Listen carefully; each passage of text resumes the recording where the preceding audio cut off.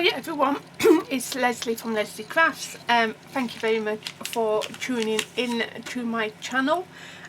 First of all, sorry I haven't uploaded for ages, just everything just got on top of me, and then I wasn't too sure if I was going to keep my channel, but I've decided to keep my channel, so I am back. I'm going to try and upload as often as I can, but I'm not putting so much pressure on myself to do it. But I thought I would just come on now. So this is going to be like a little craft fair series, which a lot of people in my group, Crafting Divas, want to have more craft fair ideas throughout the year. So this is what I'm going to try and do. What sort of sells in the UK rather than what would sell in America, because two different types of markets and our craft fairs are completely different to the US ones. So first of all, I'm going to be showing you how to do these flag pens. So this one is a well-known character pen, so that is that one there. And then this is using my unicorn kit, just for scraps I've had lying around. These are great for scraps of paper and ephemera. Just doing that, and then that is my new kit, which was out in December, but I didn't really tell anybody, but it is now, it's still out, and I haven't got a new kit out yet. So with these pens here, these aren't my original idea. I saw Lolly do hers. I'm not too sure where she got her idea from, whether or not she thought of it, I'm not too sure. But something like this for the UK, you're looking, depending on the area you are, you're looking between £1 and £1.50 to sell. You've got to remember that you're using scraps and very minimal product really. Even your bags, by the time you cost out your bags and your pens and stuff like that, it's for £1 you can get a pack of pens from Poundland. So you know, that's one, that's your pen sorted, and then you sell another 3 pens, that's another £3. That will cover your you know, one will cover your tape, say, and then say the other £2 will cover, you know, other bits and pieces that you use. So yeah, so you can do a lot of these in a very short period of time, and again, it doesn't take up a lot of material. So you can either do this with 12 by 12 pieces of paper, or if you're into digital printing, then you can use your A4 sheets and they still work just as well. You just have to cut them into strips.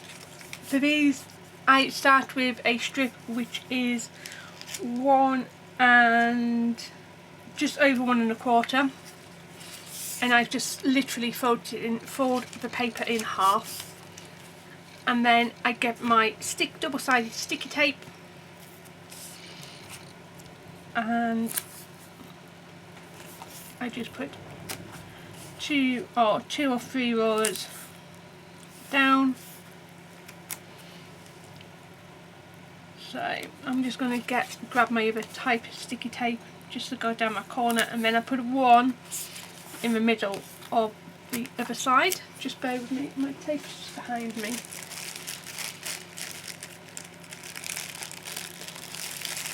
So the kit I'm using is from my mermaid kit. One of the things I'm trying to do this year is to use what I have.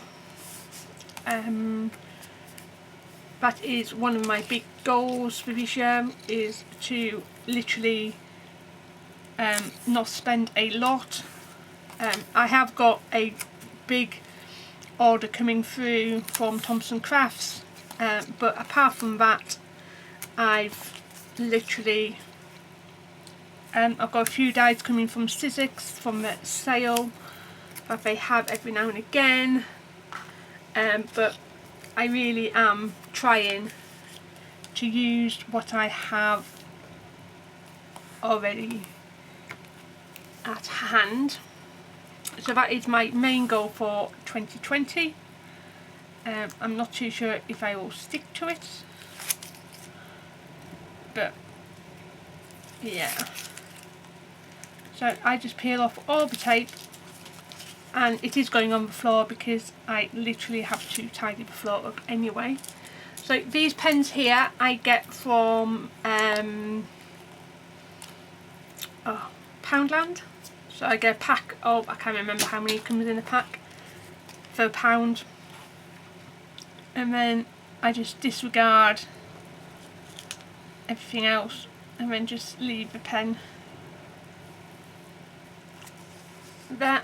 Okay, so that is about as much as you want hanging off the pen, and then you just literally close this up and then just rub it up and down. Then I'm just going to do the other one. So if you were going to mass produce these, then I would say that's fine, but for a craft fair with something like this, which the kids would look for, kids and young adults, then I personally would I would make about 30 of them to take in different varieties of papers. So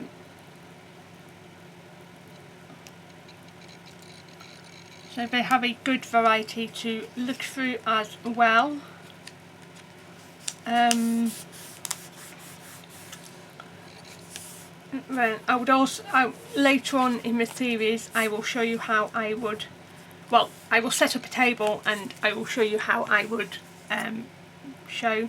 Now this is too far up, but that's fine. So then I just literally cut it down a little bit, because you don't want a really fat pen. So it's easy to cut down than it is to judge. And then you just want to cut a little angle on your pen, just like that, and do the same to this one. Like I say, if you're going to mass produce these, then it is easier to do all the steps in one go, because then you get to a point where, so if you're going to do like 15, if you want to do 10 mermaids, then do your mermaids all in one go. Like pens I've done, I've just had the kits already out, so that's why they're a bit random. And then you can just decorate the top of the pens. Just, we don't have to be megally decorated at all. I'm just doing mine because I've got it all in one go. So I'm just going to do her to begin with.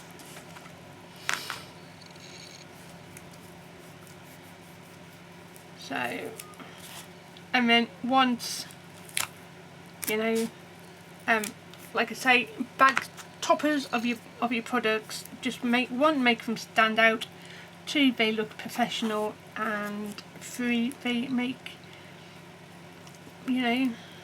people wanting to come to your table. One thing I have learned over doing craft fairs for many years is always take something to do which is related to your craft, whether or not it be just prepping stuff or whether or not it's just finishing off a few things. Just do it like that. Always when people come to a table, I normally get up and start talking to them, or saying hello if I walk past, just to get their attention. that also works. One thing I have noticed in doing them is that and you really just get on my nerves, is when people just sit there and just expect sales just to come in. That does annoy me, because yeah, just does. So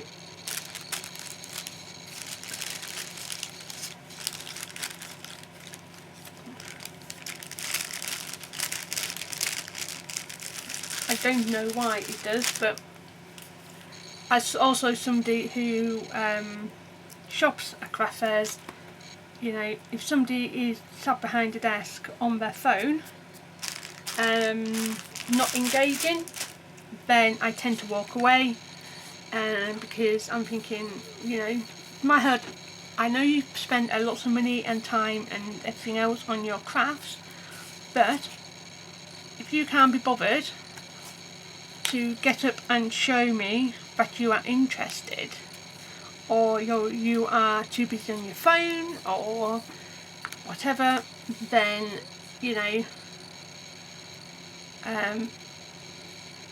you're not going to interact,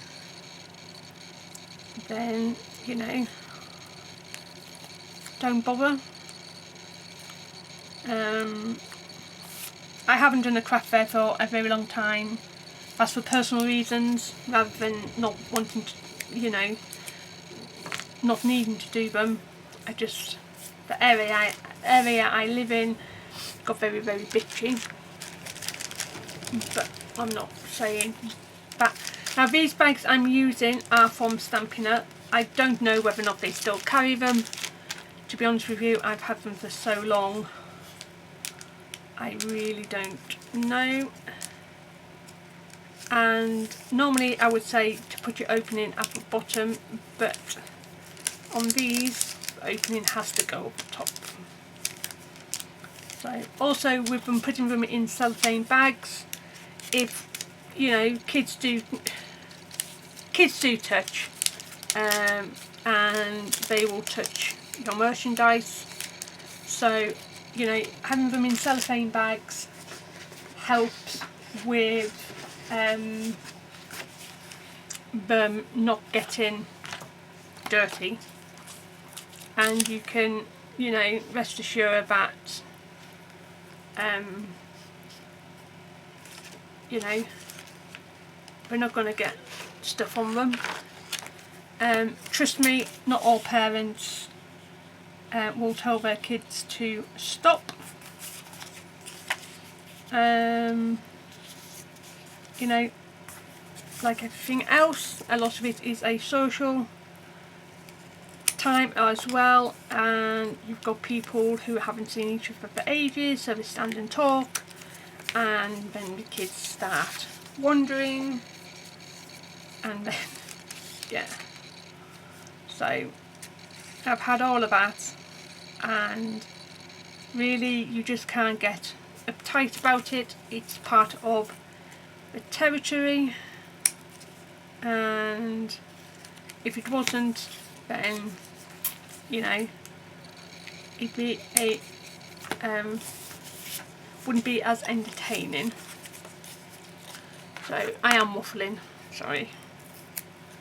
So just quickly do some bag toppers. They don't have to be spectacular. It's again, if you go into a shop and you see something nicely packaged, you're more entitled to stop and have a look and maybe purchase that item.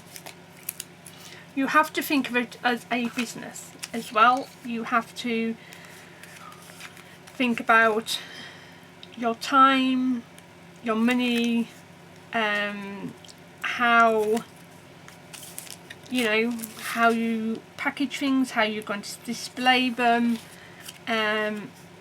things like that, because at the end of the day, you know, you want to make some cash, and if you know, don't put any time or effort into the way your products look, then people are literally just going to walk past, because they're not going to be interested themselves. So I know it sounds really harsh, but it is true.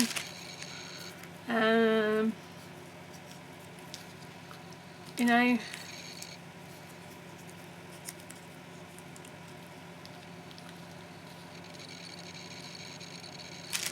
like I say, you don't have to have a, you know, loads of stuff on your room, but you know, you've got to think about it, especially around Christmas.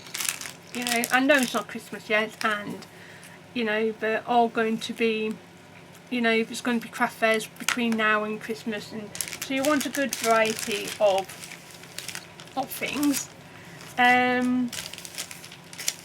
But also you do have to think that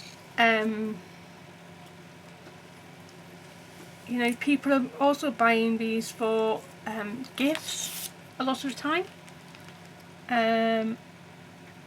or little treats for their kids, or you know, so you've got to think about that type of thing.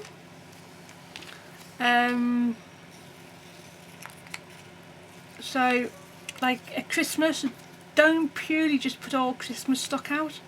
Same with Easter, you know, have a few Easter stuff, but don't have it as your main feature, because people have birthdays all year round, and you know, and they want to have that, you know, done.